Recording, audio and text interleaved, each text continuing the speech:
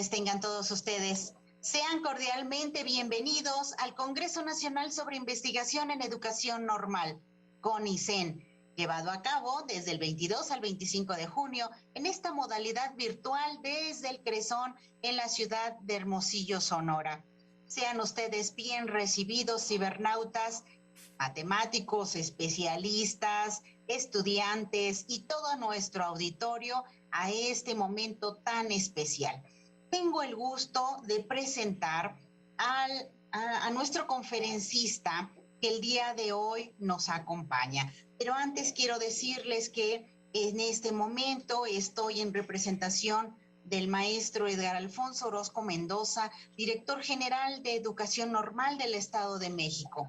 Mil disculpas de antemano, pero bueno, me presento a sus órdenes. Soy subdirectora de Educación Normal, parte de la estructura de educadores normalistas del Estado de México y también formada en el ámbito de la docencia en la matemática educativa. Así que tenemos algo en común y eso es muy grato, encontrarme entre colegas, ¿verdad?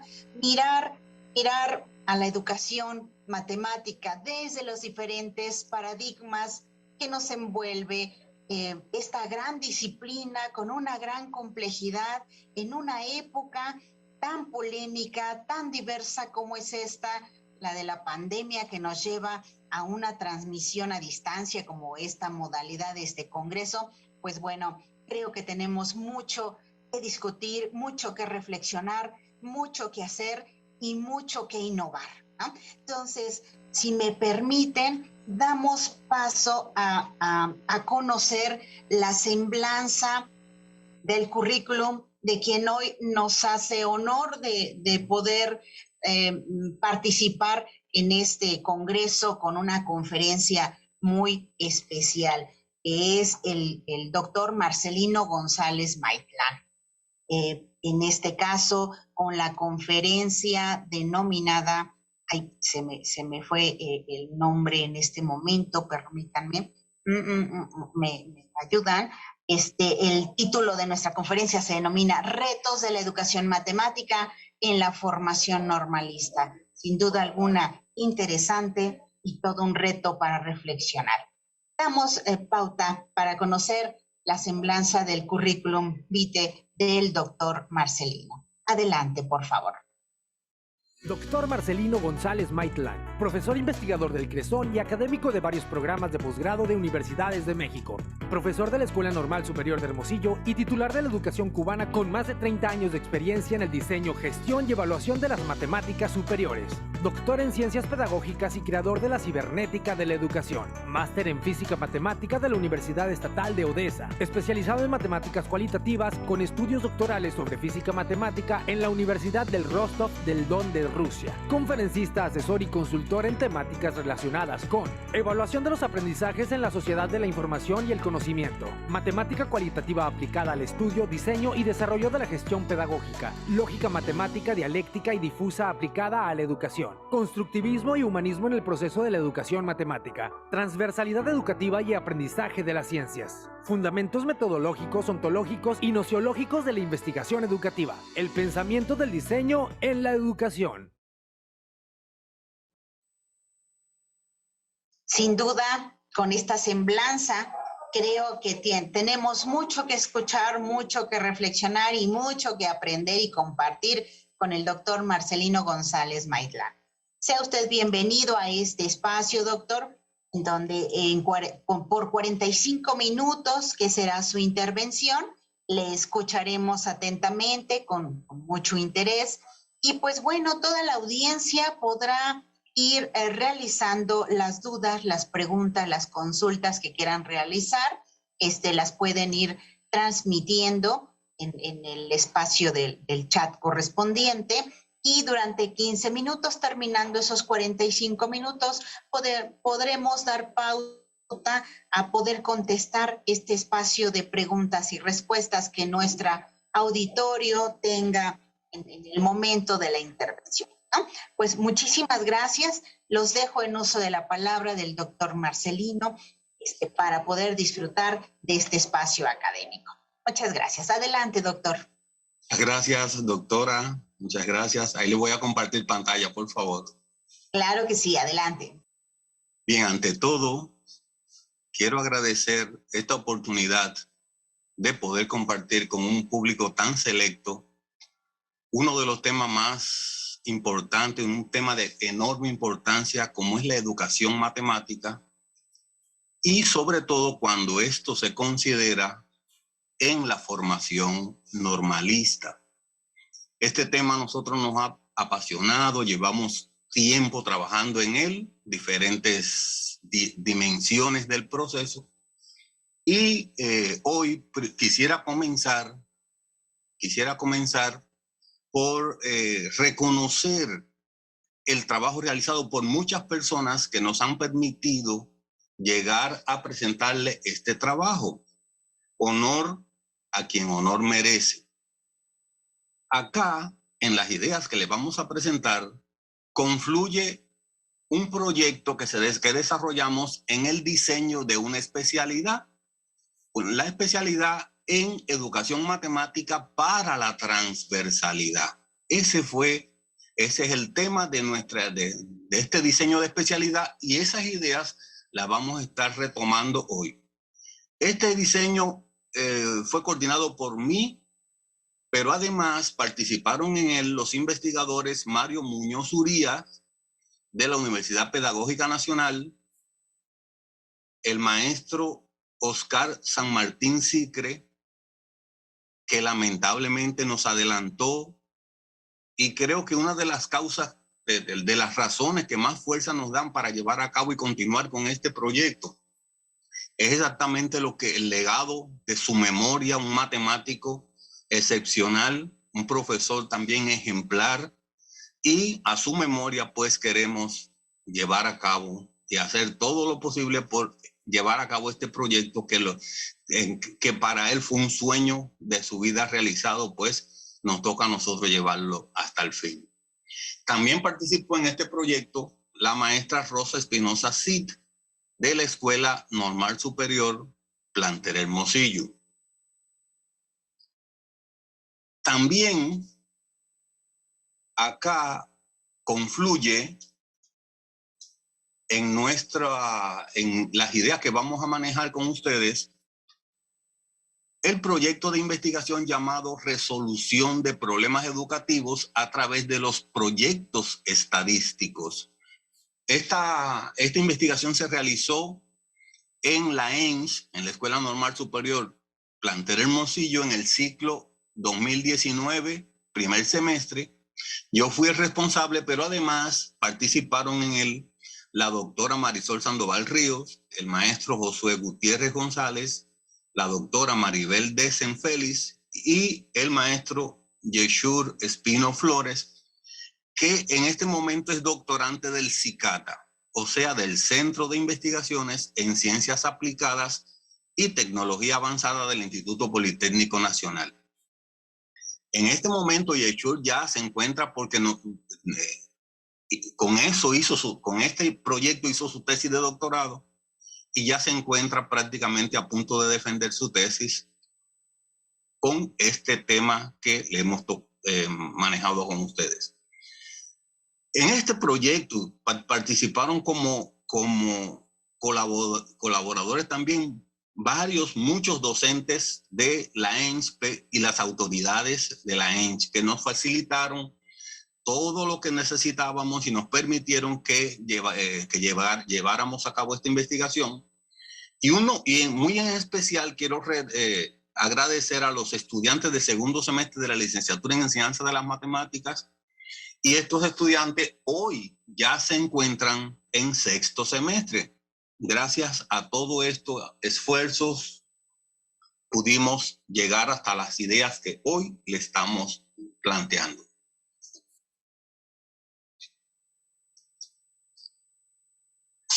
¿Dónde se realiza esta investigación? Pues en el contexto investigativo de la ENS. Acá, entre los diferentes factores que conforman la fuerza investigativa del CRESON, donde contamos con un cuerpo académico y dos grupos de investigación.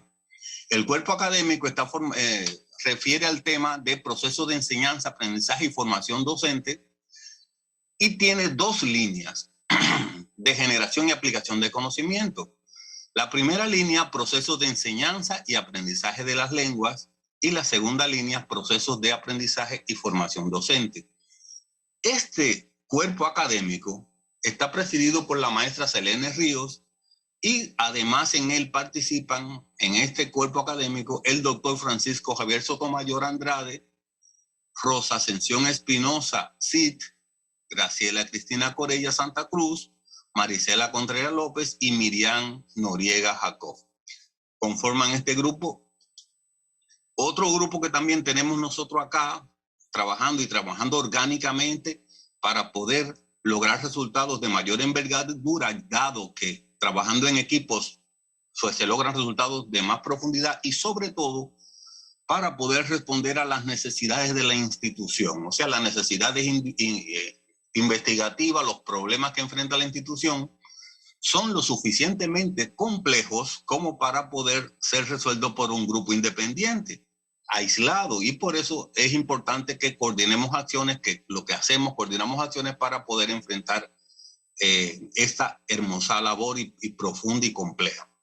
El grupo 2 de investigación tiene como línea de investigación de generación y aplicación de conocimientos, innovación, práctica docente y aprendizaje. Está presidido por la maestra Dora Cecilia Barrientos López y además está conformado por la investigadora Nora Elizabeth Duarte y Gabriela Marruso. El tercer grupo, que también todo es la combinación de todos estos grupos, es lo que le estamos presentando, pues es el grupo número 3, formación del pensamiento en la educación normalista con línea de generación y aplicación de conocimientos en los procesos de formación del pensamiento en la educación normalista. Está presidido por mí y formado además por Josué Gutiérrez González, Cintia Bárbara Jiménez y Michelle Celis Juárez. Estos son todas las investigaciones que confluyen en las ideas que hoy le vamos a estar presentando. El objetivo que nos proponemos con esta conferencia: contribuir al desarrollo de estrategias didáctico-curriculares orientadas al perfeccionamiento del proceso de educación matemática sobre la base de una visión cultural. Fíjense bien, la matemática desde una visión cultural y consecuentemente humanista de la misma, en compromiso con el desarrollo de las relaciones verticales y orientaciones y horizontales de la matemática dentro de la malla curricular. O sea, la famosa interdisciplinaridad, transdisciplinaridad, la famosa relación vertical y horizontal que tanto hueco hace en el diseño, en el currículo, tal y como lo tenemos concebido. Para ahondar un poquito entre la diferencia entre la instrucción y la educación, vamos a referirnos a que la pirámide de Maslow, la pirámide de las necesidades de Maslow, que da como origen la teoría humanística de la motivación, reconoce que para poder apropiarse de los conocimientos, para poder desarrollar saberes y alcanzar competencias, los estudiantes deben tener resueltas de alguna manera aspectos de tipo fisiológico, condiciones de seguridad, pertenencia, autoestima y comprensión. Si se truncara, como muchos maestros piensan, que el proceso se termina cuando los alumnos comprenden lo que se les está diciendo, cuando comprenden los contenidos abordados como objeto del proceso de enseñanza-aprendizaje, pues si truncáramos ahí el proceso, pues en realidad se trataría de un proceso en que estamos llenándole la cabeza a los muchachos de conocimientos. Y los conocimientos permiten al hombre comprender al mundo que los rodea, explicar el mundo que los rodea. Y si lo detenemos ahí, entonces estamos hablando de un proceso de instrucción. Queremos hacer énfasis en esto. O sea que si se termina acá, estamos hablando del proceso de instrucción. Pero la propia concepción de la pirámide de Maslow advierte que hay más elementos por encima de la comprensión. Por ejemplo, entre los elementos que faltan, que están por encima, se encuentra la significatividad, el carácter significativo del conocimiento. Por encima también se encuentra la estética, la percepción de belleza, de gusto. Y por último, todavía está la autorrealización. Si en realidad nosotros, en lugar de truncar la pirámide acá, como algunos piensan que se debe hacer, si llegáramos hasta aquí arriba, entonces ya el proceso, lo que se movería en el estudiante es la cultura. Y la cultura ya no solamente permite al hombre explicar al mundo, comprender al mundo en que vive, sino también que le permite modificar su comportamiento. O sea, no hablar solamente, sino también actuar. Acá es donde están las competencias y este sería el proceso de educación. O sea que en realidad estamos hablando de una matemática para educar, no una matemática para comprender ciertos conocimientos. Veamos un poquito más adelante, por ejemplo, que este elemento que se ve acá, el de comprender, en realidad hace alusión a uno de los elementos más importantes de la formación del pensamiento, que es la formación lógica.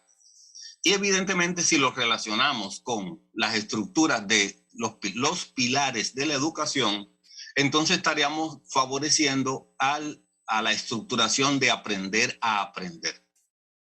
En los significados, pues se deja ver la postura de la técnica, o sea, de realizar cosas, de transformar la realidad que nos rodea y transformarnos a nosotros mismos.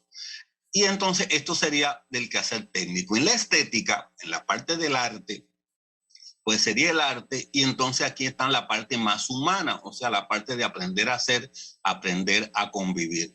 En realidad, este es el cuadro, no pretendemos quedarnos nosotros acá en la parte de la instrucción, sino que estamos hablando de una matemática que permita cambiar comportamientos, modificar comportamientos, y por tanto estamos hablando de educación. Acá, ¿qué vamos a hacer? Una pregunta que yo me hice durante mucho tiempo. ¿De qué somos profesores? Pues yo me creía que era profesor de matemáticas. Pero en una ocasión me tocó dar una clase que era, por ejemplo, la interpretación física de la derivada. Y yo decía, la derivada, la interpretación física de la derivada, ¿eso es física o eso es matemática? Y cuando me revisaba las estructuras de las matemáticas, de un conocimiento deductivo que tenga tales, unos principios, unos axiomas y unas reglas de inferencia, y con esas reglas de inferencia se construye todo, me daba cuenta que entonces la interpretación física de la derivada no estaba dentro del aparato deductivo de las matemáticas. Entonces, ¿por qué yo tendría que impartir eso? Sí, en realidad yo soy profesor de matemáticas, no de física. Pero me di cuenta que en el proceso realmente lo que se está moviendo es la cultura. O sea que el proceso educativo, lo que se está transformando es la cultura. Y la cultura va más allá de la parte disciplinar. Por eso decimos nosotros que entonces, para poder llevar a enseñar matemática en la escuela, pues tenemos que dominar la cultura matemática, disciplinar matemática, pero además nosotros le llamamos a esto una cultura sináptica de las matemáticas, o sea, una cultura que permita relacionar a la matemática con la física, y la física también tiene que tener una cultura sináptica que favorezca al encuentro, a la intersección con las matemáticas, y así con la biología también. Conclusión, que entonces no es que nosotros tengamos que dominar el conocimiento matemático solamente, sino tenemos que dominar el conocimiento matemático, pero ir más allá y tener un poco más de elementos que nos permitan la relación entre las diferentes disciplinas. Hay profesores que son muy matemáticos y no se salen de la matemática y consideran que con eso todo está bien, y en realidad estaría bien para trabajar tal vez en un centro de cálculo, pero no en una escuela dándole clase a los alumnos. Por eso hablamos nosotros de esta cultura sináptica. Y esta frase yo creo que es muy, considerarla mucho, por favor, y es, muchas veces se habla, y lo veo reiteradamente en los programas, planes de estudio, la formación del pensamiento matemático. Ojo, cuidado, de lo que estamos promoviendo es de la formación del pensamiento matemático a la formación del pensamiento a través de las matemáticas. Yo impartí clase de ingeniería durante 18 años y quería yo que los ingenieros se convirtieran prácticamente en matemáticos. Qué decepción cuando me di cuenta que no estaba bien yo. Yo no puedo creer que pensar a tratar de que los ingenieros se conviertan en matemáticos. Yo lo que tengo que lograr es que los ingenieros sean ingenieros y desarrollen su pensamiento ingenieril. Y que las matemáticas ayuden a desarrollar el pensamiento de los ingenieros. No que se conviertan en matemáticos y que abandonen las ingenierías. Es exactamente esto, y hemos visto eso en muy reiteradas ocasiones, que enseñar al pensamiento matemático. Hay que ver, bueno, cuáles son las características del pensamiento. Una de las cosas que tiene la matemática, por ejemplo, es que el pensamiento matemático es una estructuración deductiva que va de lo general a lo particular. Sin embargo, la vida es inducto-deductiva, o sea, no es deductiva pura. Entonces, ¿qué pensamiento tenemos que desarrollar en los alumnos? ¿El pensamiento deductivo o el pensamiento inductivo? Deductivo, como comparten todas las ciencias naturales y, ¿por qué no, las sociales también y las humanísticas? Entonces, este problema está presente en casi todos los planes y programas de estudio, y tenemos entonces que definir juntos humanistas, matemáticos, ciencias naturales, ciencias sociales. Bueno, este es el modo de pensamiento. Vamos a ver cómo cada uno de nosotros puede favorecer a desarrollar ese pensamiento y no llevar cada cual a un pensamiento muy específico de su ciencia. En esto queríamos nosotros hacer ese espacio. Acá queremos nosotros mostrarle lo siguiente. El proceso de enseñanza-aprendizaje de las matemáticas es uno de los componentes menos comprendidos del objeto de la ciencia de la educación. Tenemos por acá las ciencias de la educación y cómo desde la ciencia de la educación se generaron las matemáticas educativas, la didáctica matemática, la educación matemática, todo este mundo. Pero vean, inicialmente se trataron de aplicar los principios generales de las ciencias de la educación con Pestalozzi y con todos los iniciadores de las teorías de la educación como un acto de concreción, o sea, esas leyes generales, cómo llevarlas a las matemáticas. Y eso fue un primer estadio de desarrollo de la matemática educativa. Luego, este estadio, dada la especificidad de las matemáticas, pues este estadio resultó no muy efectivo. Y entonces se empezó un desarrollo independiente de la didáctica de la matemática, sin contar con el desarrollo de los alcances, los logros de las ciencias de la educación. Y por último, una postura mixta, o sea, donde se construya, se tomen estos principios, pero también aquellas especificidades que son propias y solamente de las matemáticas. Conclusión, que se construyó la matemática educativa y por tanto la matemática y su enseñanza. Pero este desarrollo se revierte hacia atrás en un proceso que se le llama actualmente el proceso de matematización del saber humano, del quehacer humano. El primer estadio de desarrollo es a través de las estadísticas. Una vez que ya tiene un desarrollo donde ya aparecen las relaciones de frecuencia de aparición, entonces se puede aplicar la probabilidad. Cuando adquiere un carácter formal, pues entonces ya se pueden aplicar las matemáticas ya puras. Y finalmente la metamatemática. Esta es la que queremos nosotros insistir, porque la matemática, en ese proceso de matematización del saber, pues ha ido invadiendo casi todos los terrenos. Decía Federico Engels, el desarrollo de cualquier ciencia se puede medir por su grado de matematización. No quiero yo enfatizar acá en que la matematización, que las matemáticas es el ombligo del mundo, pero sí refiere a ciertas cualidades, las propiedades cuantitativas, y evidentemente si una ciencia ha penetrado poco en las relaciones cuantitativas de su objeto, es una ciencia que todavía está en los cánones del desarrollo. Quiero entonces enfatizar en esta palabra que es la que más nueva aparece aquí, la metamatemática.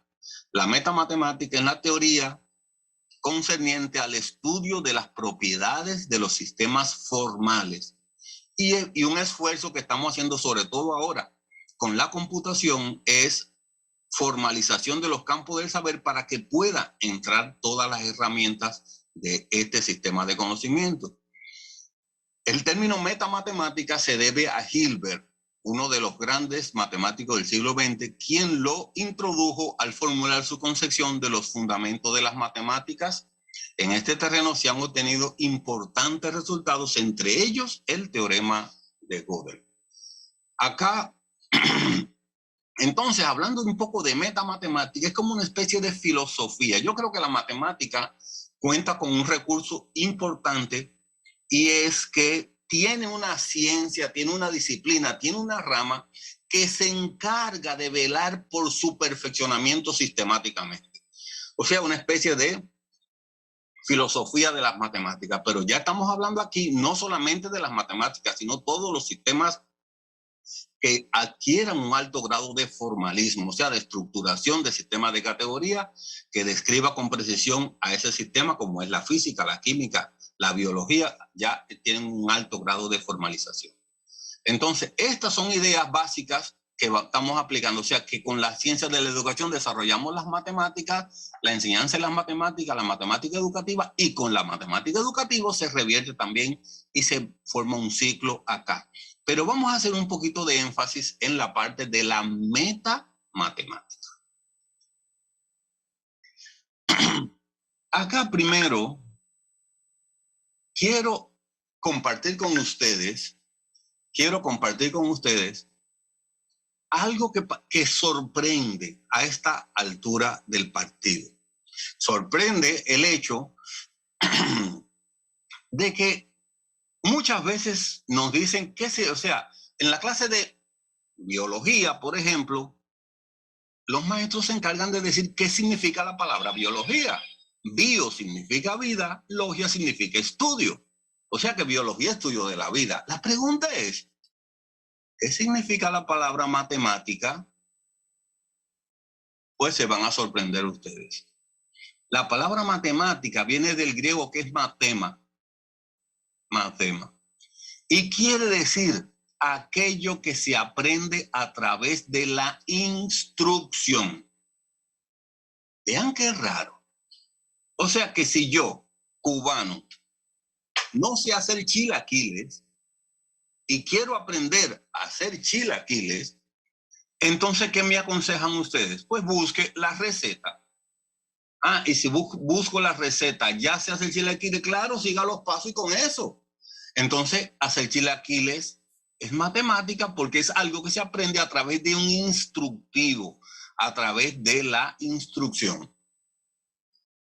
Y entonces matemática realmente no está relacionada con números, como lo tenemos en el chip muy metido. No está relacionada con números, está relacionada con lo que es algoritmizable, lo que se puede describir a través de un instructivo. Eso es matemática desde la palabra original. Ahora, ¿cuál es el contrario de matemática? ¿Cuál es el antónimo de matemática? Etimológicamente hablando, pues también se deben sorprender ustedes. El antónimo etimológico de la palabra matemática es música. O sea que si matemática es aquello que se aprende a través de la instrucción, entonces música etimológicamente es lo que lo que no se aprende a través de la instrucción, o sea, lo que se aprende sin ser instruido. Y aquí no vayan a pensar que o sea, porque entonces matemática y música, pues podemos poner el ejemplo, y creo que sería muy bueno poner este ejemplo. Dijimos hace muy poco que matemática, que hacer chilaquiles es matemática. Ahora yo le digo, ¿será matemática o será música hacer chilaquiles? Si decimos que es matemática, entonces se aprende a través de la instrucción. Y yo digo lo siguiente, hacer chilaquiles del montón, de lo que hace todo el mundo, eso es matemática. Hacer chilaquiles, pero que quede con la sazón que le da la abuelita, ya eso no es matemática. Por mucho que se le instruya, usted no lo puede hacer. Quiere decir, no puede lograr la sazón de la abuelita. Quiere decir que entonces, hacer chilaquiles depende. Si es la sazón de la abuelita, entonces eso es música. Eso no es matemática. O sea, no se aprende a través de la instrucción. No sé qué tiene la abuelita en sus manos, no sé cómo le hace, pero hace un chilaquile con un punto que nadie se lo puede dar. Entonces, en la vida, en realidad, todo lo que hacemos en la vida tiene un poquito de matemática y un poquito de música. Algo que viene, que es el instructivo, que lo hace todo el mundo, y otra cosa que es la impronta que cada uno de nosotros le pone. Entonces, esta es la primera ruptura paradigmática con algo que tenemos en el chip muy metido de qué es matemática, los números y los números. Cuidado con eso, porque por acá salen un montón de otras cosas muy interesantes. Las matemáticas, como busca aquello que es común, que las hacen todo, que todo el mundo lo hace, entonces busca la semejanza, la regularidad de lo que todo el mundo hace. Sin embargo, en la música, la vida, el arte de la vida, pues lo que se orienta a la búsqueda de aquellas cosas que son propias solamente de ese caso, o sea, no tienen por qué ser compartidas. O sea, tenemos propiedades cuantitativas y propiedades cualitativas. Las propiedades cualitativas, fíjense bien lo que estamos diciendo. Propiedades cuantitativas y propiedades cualitativas ante un objeto que está detonando nuestro conocimiento. Pues vean esto, la cantidad es una determinación de una determinación. Bueno, primero voy acá, la calidad. La calidad es una determinación esencial de un objeto, gracias a lo cual el objeto es el dado y no otro, se distingue. O sea, que la calidad no es para caer en la tautología, así se llama en lógica, de que lo cualitativo es lo que se da a través de cualidades. No se permite en lógica utilizar la misma palabra que se está definiendo en la definición. Lo blanco es lo blanco, lo negro es lo negro, no se permite. Eso se llama tautología. Entonces, ¿qué pasa? Que la calidad en realidad es... Las propiedades cualitativas de un objeto son aquellas propiedades que lo distinguen, que lo diferencian de otros objetos, no que sea cualidad o que no sea cualidad. Y la cantidad es aquellas propiedades que comparte el objeto con otros objetos. O sea que estas son únicas del objeto y estas son compartidas por el objeto y otra clase más importante de objetos. Entonces acá tenemos la referencia. Y entonces por acá las propiedades cuantitativas nos dicen cosas generales y las propiedades cualitativas nos dicen cosas exclusivas del objeto. Y estos son los dos mundos de los cuales estamos hablando. Acá, por ejemplo, de no comprender las matemáticas en su esencia, pues llegamos a lo siguiente: la no comprensión de la matemática como ciencia convierte a su enseñanza y aprendizaje en algo amorfo e incoherente. Llegamos y le decimos muchas cosas matemáticas, pero no partimos. Si es una ciencia deductiva, debía venir de lo general a lo particular. Sin embargo, se quita el sesgo general y entonces lo que queda es algo ahí que ni se comprende. Y eso hace que las ciencias más lógicas que existe, pues se convierte en algo de lo que tenga menos coherencia para los alumnos. Y otro está en el conflicto entre las construcción deductiva de las matemáticas puras y la construcción inductiva de las matemáticas aplicadas. Esto es un choque. Creo que Albert Einstein lo recogió de manera genial, como casi todas las cosas de Einstein, en esta frase: hasta donde la ley de las matemáticas se refiere a la realidad, esta no es exacta. Y cuando las leyes de las matemáticas son exactas, estas no refieren a la realidad. Ese es el conflicto profundo entre matemática pura y aplicada. Nosotros en la educación queremos que los estudiantes se apropien de los conocimientos matemáticos, se apropien de esos conocimientos como una matemática pura, pero que lo apliquen. Entonces estamos en un conflicto: o asumimos las matemáticas puras o asumimos la matemática aplicada. Entonces, ¿las matemáticas son exactas o no? Bueno, vaya a ver cómo usted lo ve.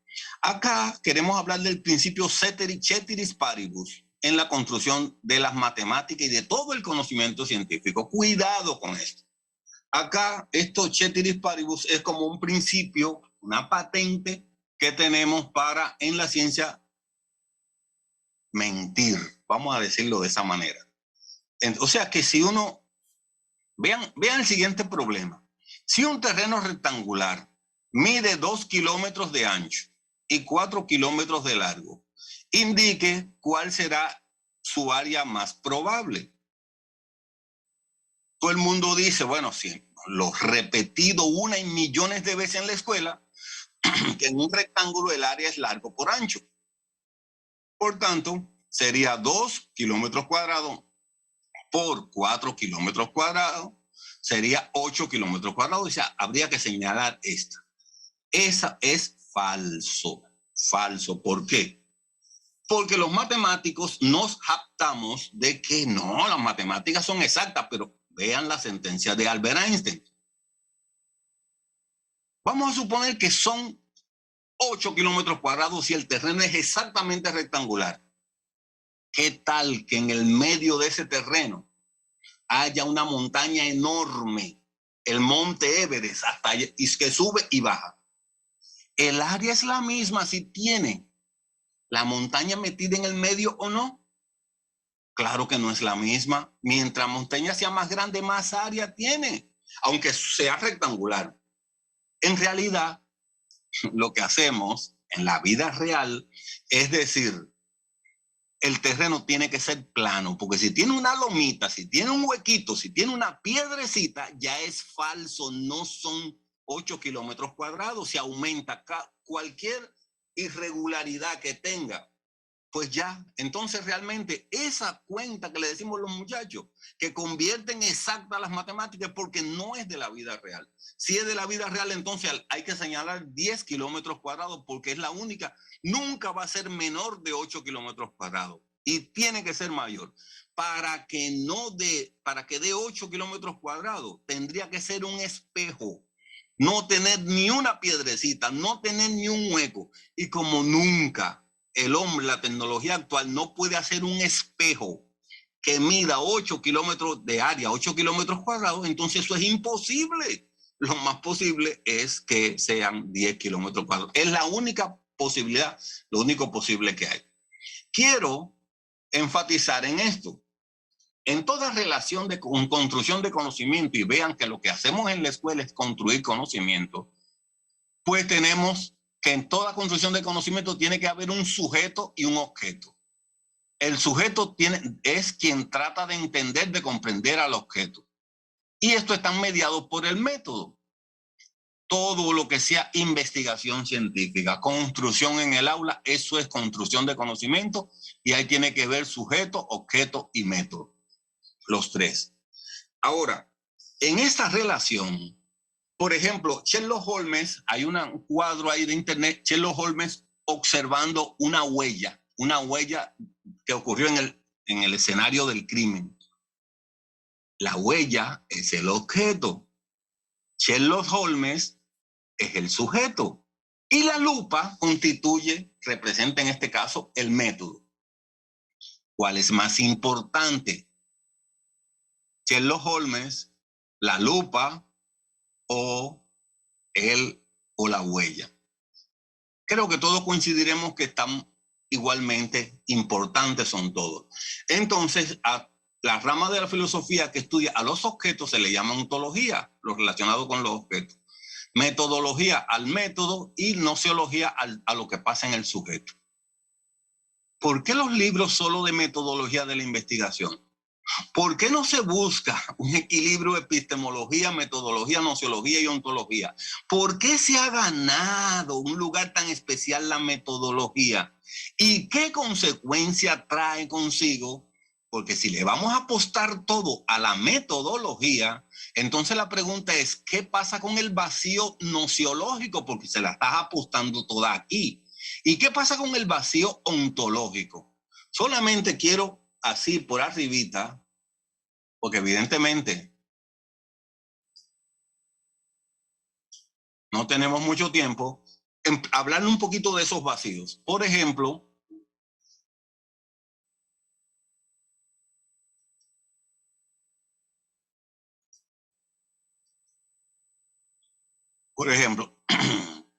el vacío que tiene que ver con la construcción epistemológica. Si esta es la construcción de todo el conocimiento, esta es la construcción del conocimiento científico. Pues esta es un vacío por privilegiar demasiado al método.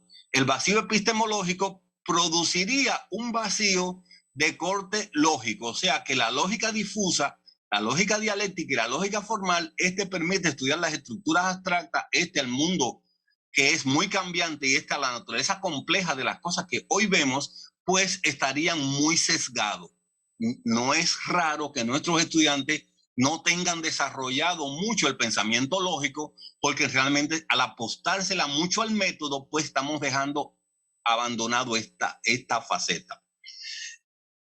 Lo nociológico se divide en dos: lo epistemológico, que tiene que ver con las construcciones racionales, y el arte, que tiene que ver con las construcciones experimentales, más bien de imágenes. O sea, con las construcciones de la parte de las experiencias.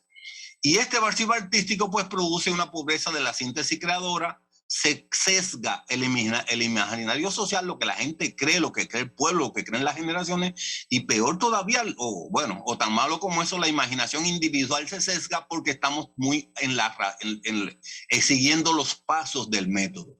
Entonces eso trae un distanciamiento ontológico, o sea, con la realidad objetiva, una deshumanización del saber. Entonces tenemos que hacer campaña para recoger valores, para ir y rescatar valores y para comprender a otras personas. Y aquí viene toda la inteligencia emocional. Conclusión, que estos vacíos nociológicos, por privilegiar a la metodología, trae consigo lo que le llamamos fetichismo número 1, que es el fetichismo por el pobre desarrollo de la formación lógica en sus tres formas fundamentales, y el desarrollo de la deshumanización, o sea, esto que viene aquí.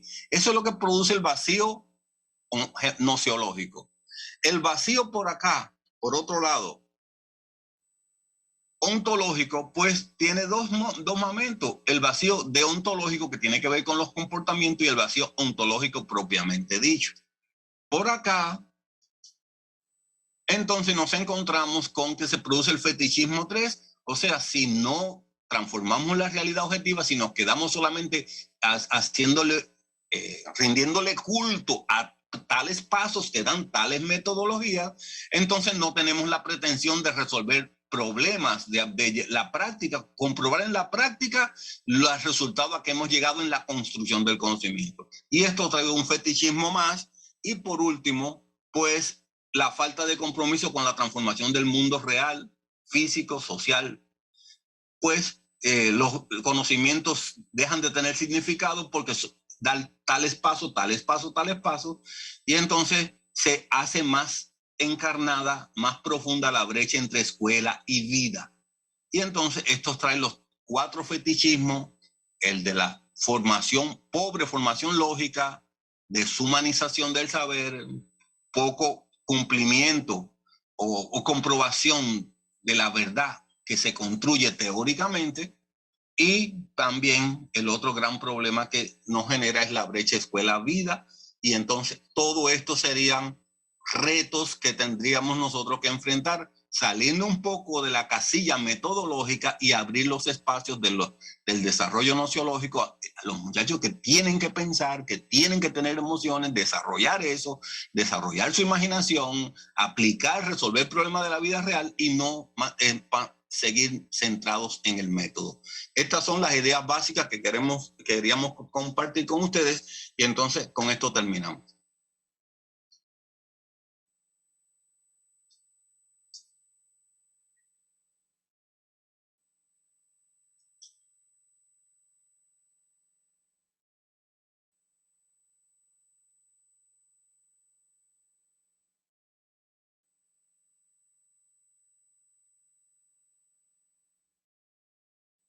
Entonces, ¿alguna pregunta?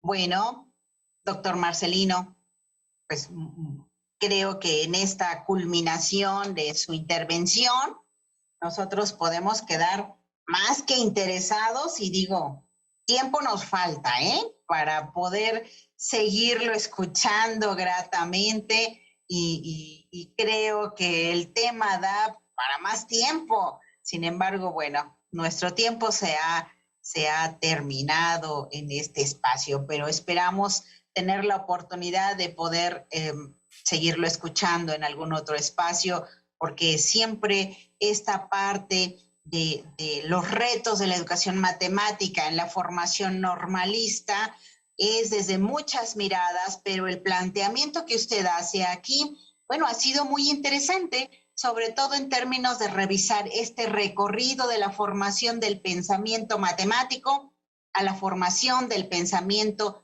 a través de las matemáticas en la educación, ¿no? Y bueno, esta parte de cómo encontrar incluso la forma antónima de una palabra matemática, como lo hizo usted en esta paradoja con la música, lo que se aprende sin ser instruido es toda una parte que hay que analizar y que nosotros como educadores tenemos que estar transformando de manera continua, ¿no? Entonces, quiero comentar a usted, doctor, que este ha sido un momento muy agradable. Espero que para nuestra audiencia también. Así que quisiera proceder a dos preguntas que tenemos aquí de nuestra audiencia y una de ellas es la de cómo hacer en educación básica para que los alumnos desde preescolar hasta secundaria desarrollen un gusto por aprender matemáticas. Esta pregunta nos la hace Martín Ávila. Muy bien, muy bien. Muchas gracias. Muchas gracias por la pregunta. Lo primero es que tenemos que comprender, tenemos que concientizar de que hemos abandonado ese campo. O sea, cuando hablamos de la falta del demasiado interés por lo metodológico en detrimento, porque no sería malo si fuera en equipo, en relación sistémica con lo nociológico, con lo ontológico, pero lo malo es que ha sido entre detrimento de. Y entonces hemos abandonado, hay que tener conciencia de que hemos abandonado la percepción artística de las matemáticas. Y entonces esa es la que queremos rescatar. Sí, para poder primero hablar de gusto por las matemáticas, de cultivar el gusto, tenemos que saber que ese campo lo tenemos totalmente olvidado, lo tenemos discriminado. A un matemático que se respete se siente como humillado que le digan eso. Porque el matemático tiene que ser alguien, ya de por sí, ya esa posición ya lo dice todo. Y lo peor son los hermanos mayores que tenemos, los matemáticos de pura cepa, porque una cosa es ser profesor de matemática y otra cosa es ser un matemático de la NASA. Entonces, eso de pura cepa que respetan, que todo el mundo lo tiene por ahí arriba, por lo más alto, te dicen, no, eso no. ¿Cómo me vas a hablar a mí de gusto en las matemáticas? Si es interesantísimo tal teorema, pero ¿de dónde? Eso nada más que lo ve él. Y entonces yo creo que lo primero es darnos cuenta, ser consciente de que hay un vacío enorme. Y no solo en ese, sino también en el otro lado, en las aplicaciones, en la práctica, en la formación del pensamiento lógico. O sea que creo que hay que hacer todo un estudio, abrir todo un campo y que muchos de nuestros talentos jóvenes, también los menos jóvenes, empezará a buscar en esa dirección porque es un lugar discriminado. Así es, doctor. Muchas gracias. Así también tenemos otra pregunta. ¿Por qué los exámenes internacionales sobre matemáticas que coordina la OCDE, los resultados no son favorables para los estudiantes mexicanos? ¿Usted qué opina, doctor? Bueno, ni los mexicanos ni muchos otros, ¿verdad? O sea, bueno. Sí, yo creo que en realidad se habla de constructivismo, se habla de todas estas teorías modernas, pero en realidad todo el mundo sabe que no es un examen en el que se debe, con un examen en el que se debe evaluar a ver si un estudiante sabe o no sabe. Porque le ponen un examen y ¿dónde está la vida? ¿Dónde están los problemas de la vida? Y entonces cuando viene a ver todo lo que construimos, hablamos de constructivismo, luego en la evaluación se olvidan. Yo digo que uno de los problemas, si somos, por ejemplo, constructivistas, así hacemos el proceso constructivista. Si somos vygotsianos, entonces deberíamos darle un lugar preferencial, porque Vygotsky parte de la idea del constructivismo sociológico, de que el conocimiento se construye en equipo, en colectivo. Y entonces tendríamos que privilegiar a la coevaluación, ya que estamos hablando de evaluación. Si somos piagetianos, constructivismo psicológico de Piaget, entonces debíamos privilegiar a la autoevaluación del estudiante. Él es el protagonista de su propio aprendizaje. Entonces que él participe en su evaluación esencial. Entonces tampoco somos... Y si somos, digamos, de Carl Rogers, de la relación cliente-paciente en la educación, hay estudiantes que cuando falta el maestro, pues dicen, qué bueno que no vino el maestro hoy. Ese es tu estudio, tú debes exigir que... Conclusión, lo que quiero decir es que la evaluación está totalmente en discordancia con el proceso constructivista, evaluación, heteroevaluación por encima de las cosas. Y decimos que la evaluación es la cola que mueve al perro. O sea que normalmente el perro mueve la cola, pero a veces la cola es la que mueve al perro. Podamos hacer millones de cosas, pero si seguimos con una heteroevaluación centralizada, por supuesto, en el maestro, entonces... Y así mismo lo hacen los exámenes PISA, de enlace. O sea, siguen siendo, por un lado, diciendo como demagogo, como político, diciendo una cosa y luego haciendo otra.